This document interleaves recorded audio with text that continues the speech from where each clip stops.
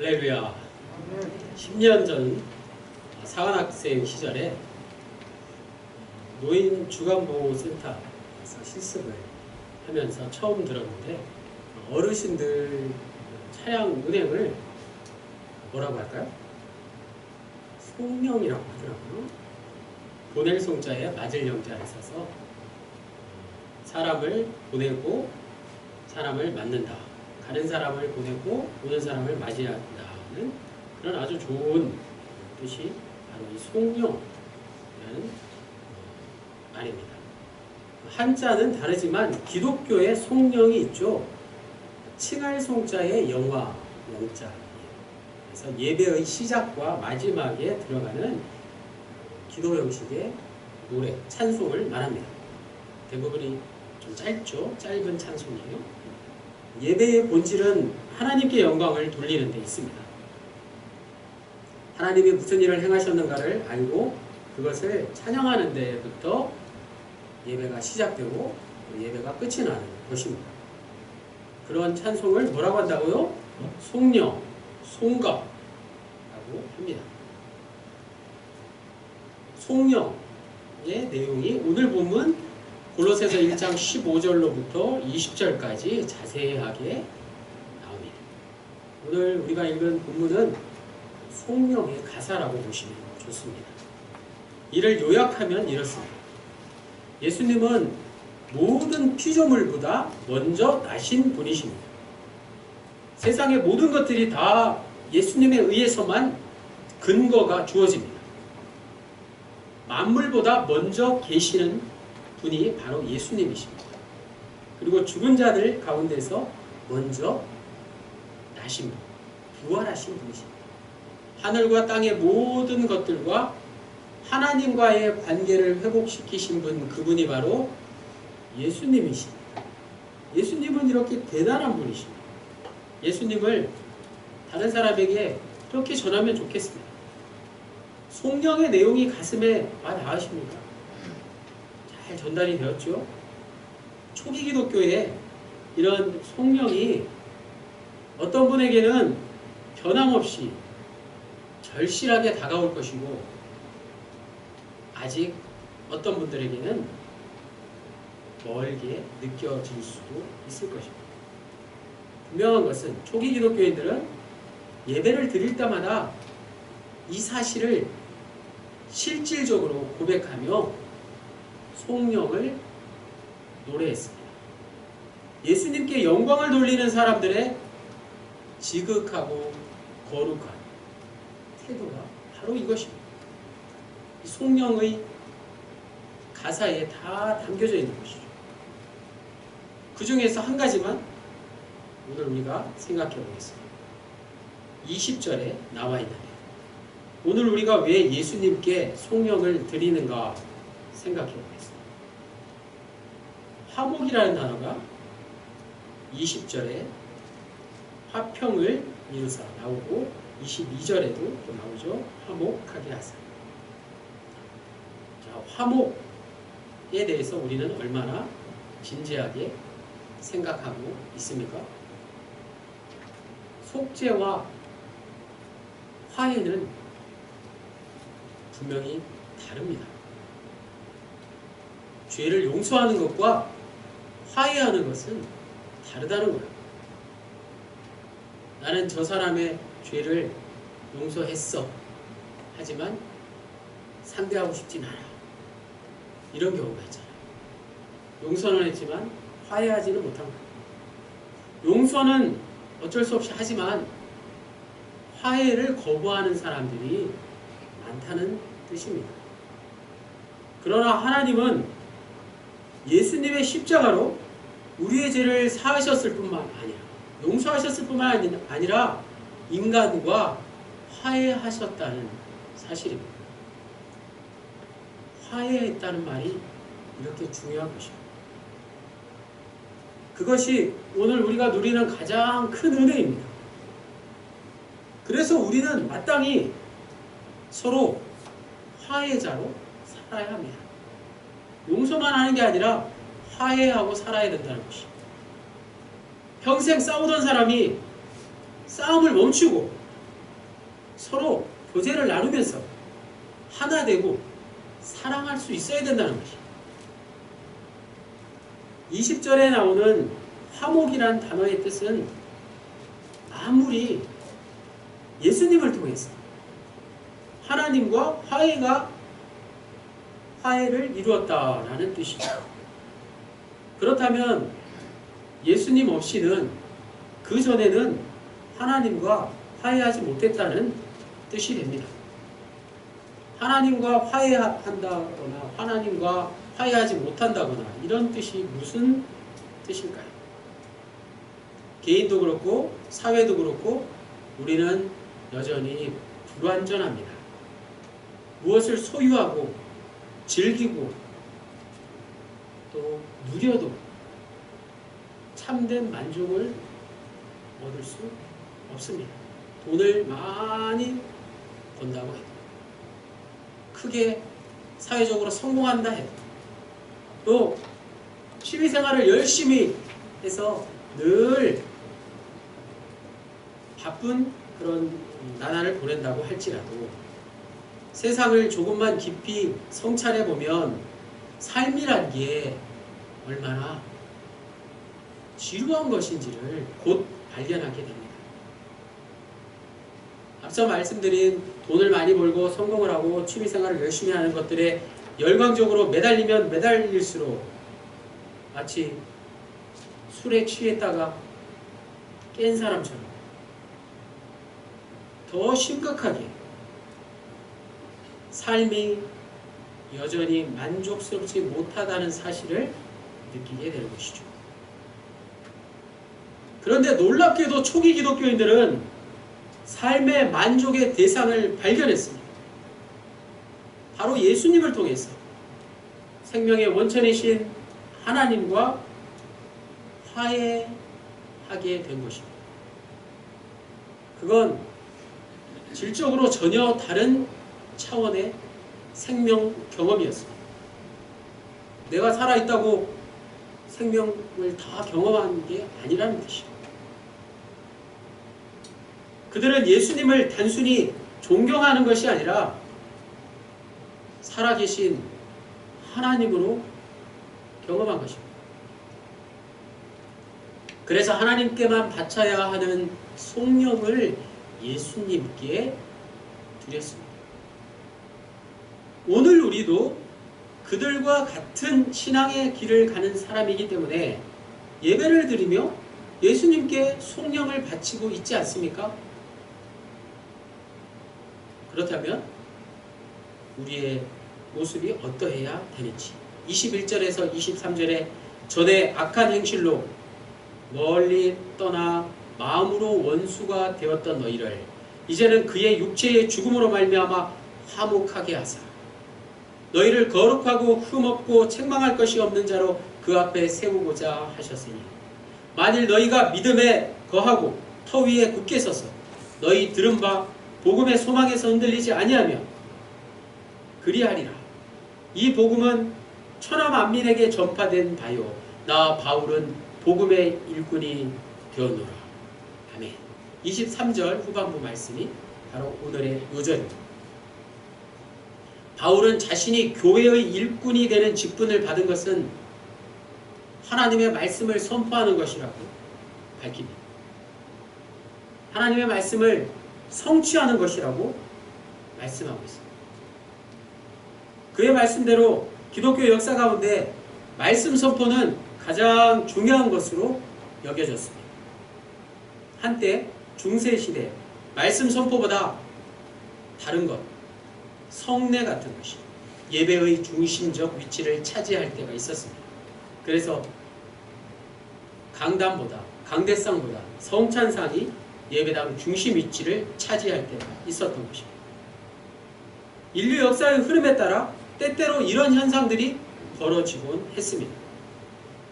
그러나 루터나 칼빈 같은 종교개혁가들은 말씀 선포를 가장 중요하다고 생각했기에 말씀 선포보다 앞서는 다른 그 어떤 것들도 목숨을 걸고 막아낼 수 있었습니다.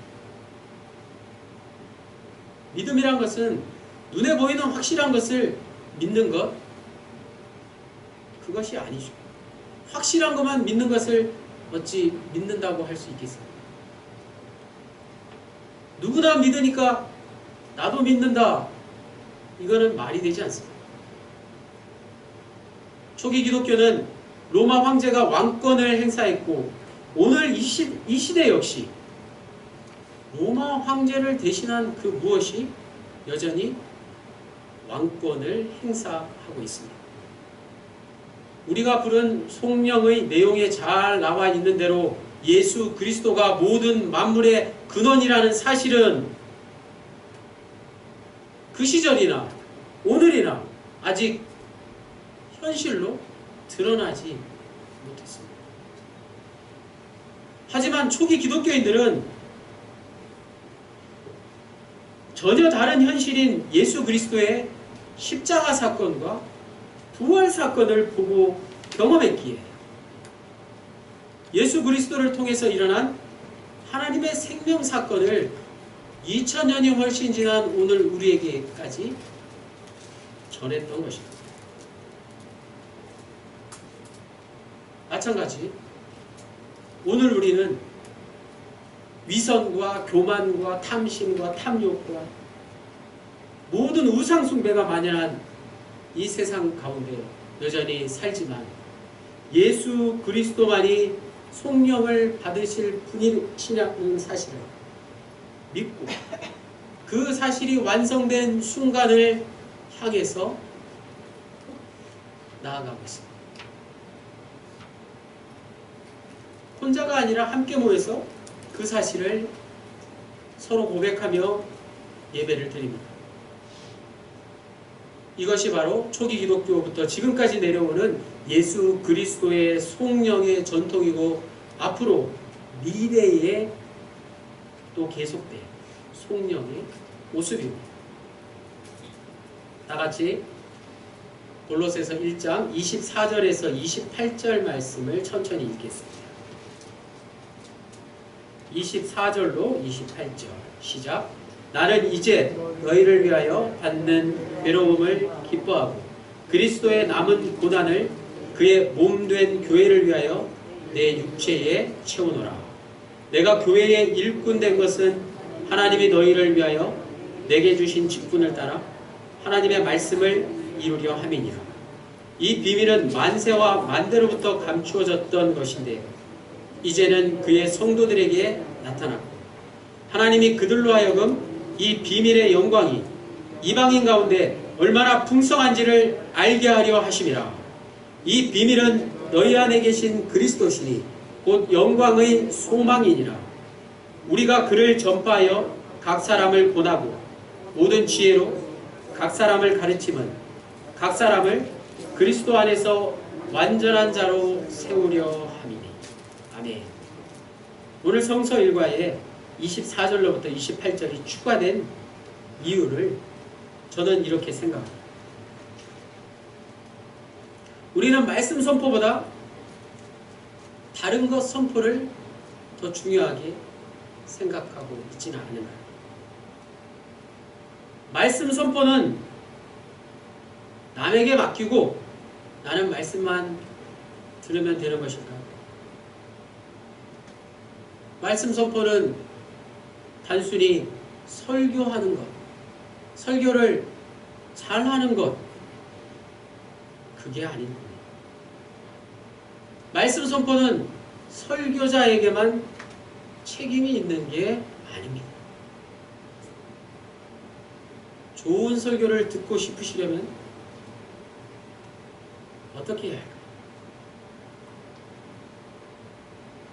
말씀 선포는 내가 하나님의 말씀을 들었으니 그 말씀대로 살아냄으로써 다른 이들에게 산 복음을 전하는 것, 그것 아니겠습니까? 말씀 선포는 그 누구에게 그 책임을 떠넘길 수 있는 게 아니라는 것을 분명히 알아야 합니다. 제 말이 아니라 오늘 24절에서 28절까지의 말씀입니다. 교회의 모든 일꾼의 사명은 하나님의 말씀을 선포함으로써 세상의 모든 사람들이 구원의 반열에 참여하게 하는 것입니다. 영국의 유명한 기독교 저술가 길버트 K. 체스턴턴은 이렇게 말했습니다. 평범하고 기본적인 인간의 활동마저도 전문가들이 독점해가는 20세기 초 영국 사회의 고질적인 병폐에 대해서 이렇게 지적했습니다. 식구들이 식탁에 둘러앉아 찬송하는 것이 그리 옛날 일이 아니다. 그런데 지금은 한 사람이 마이크 앞에서 대신 노래를 불러준다. 다른 사람보다 노래를 잘한다는 이유로, 목청이 좋다는 터무니없는 이유로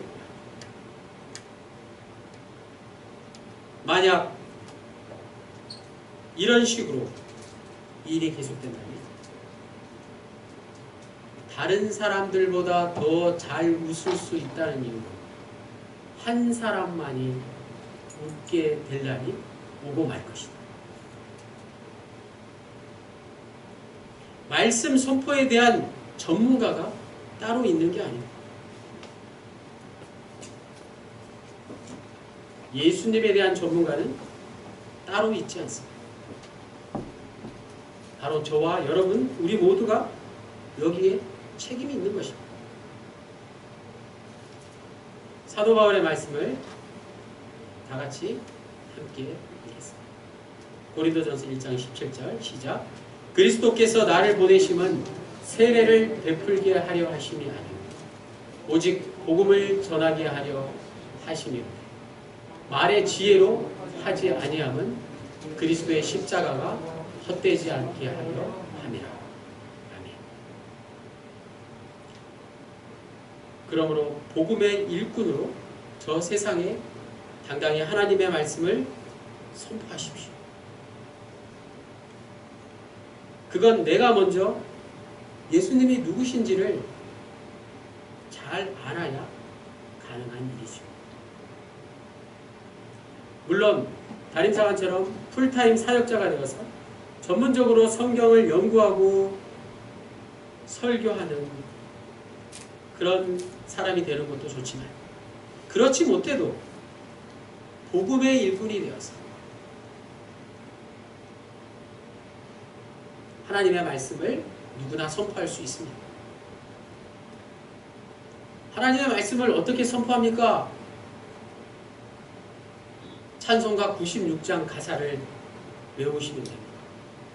거기에 보면 예수님이 누구신지 1절에서 4절까지 20가지 설명해 주고 있습니다.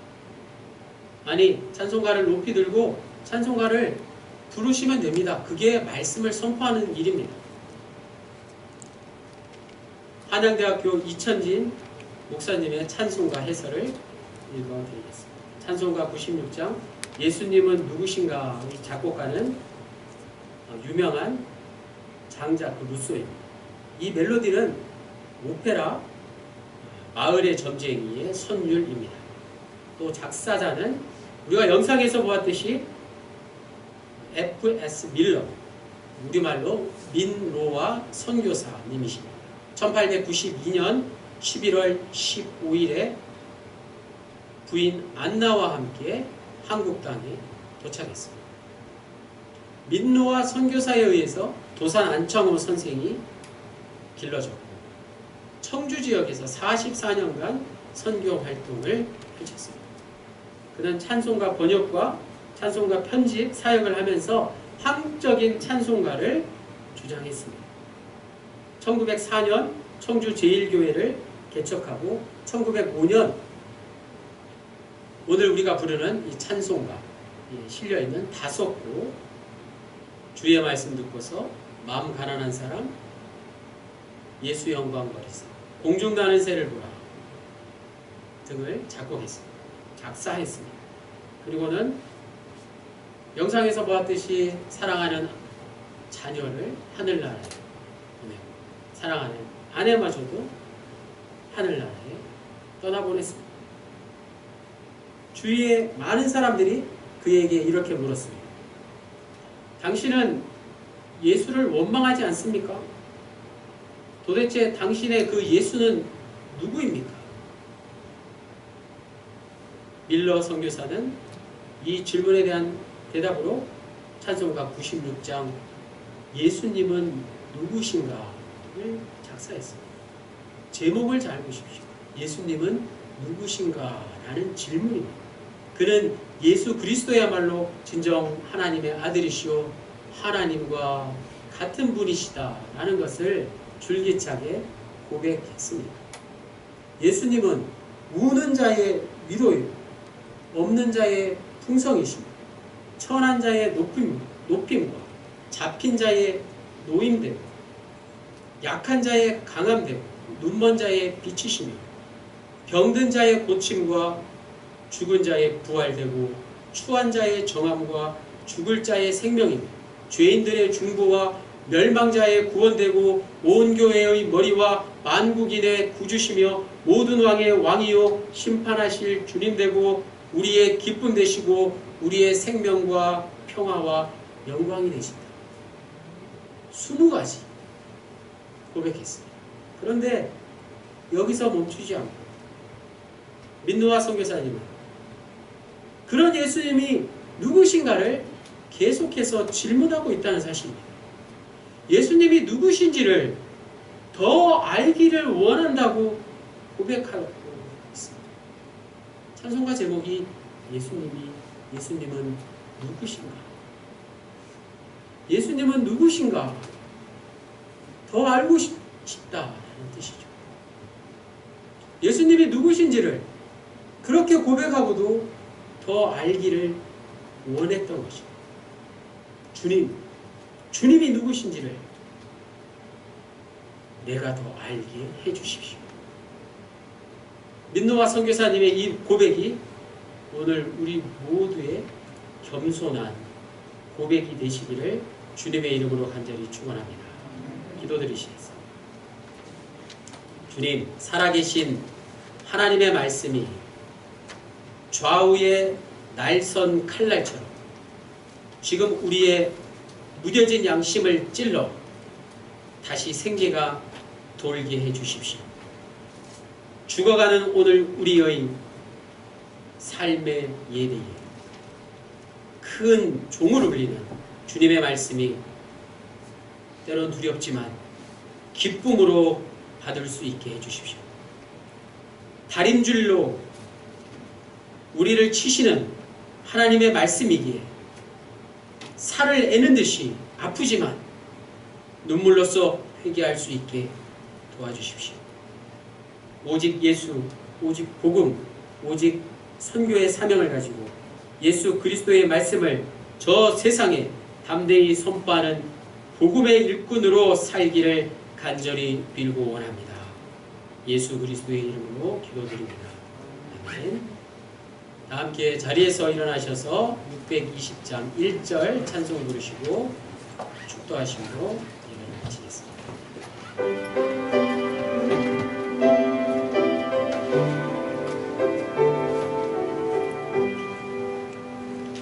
여기에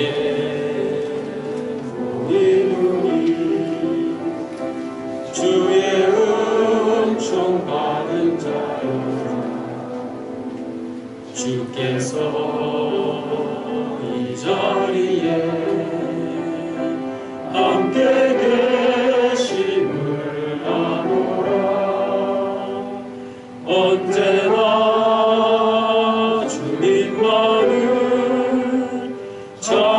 찬양하며 따라가리니 시험을 당할 때도 함께 계심을 믿노라. 이 믿음 더욱 굳세라. 주가 지켜주신다. 어두운 밤에도 주의 밝은 빛 인도하여 주시라. 지금은 우리 주 예수 그리스도의 무한하신 은혜와 하나님 아버지의 극진하신 사랑과 성령님의 함께하심이 하나님의 말씀을 선포하는 복음의 일꾼으로 남은 여생 살기 원하는 우리 모두에게 영원하시기를 간절히 축원합니다. 아멘.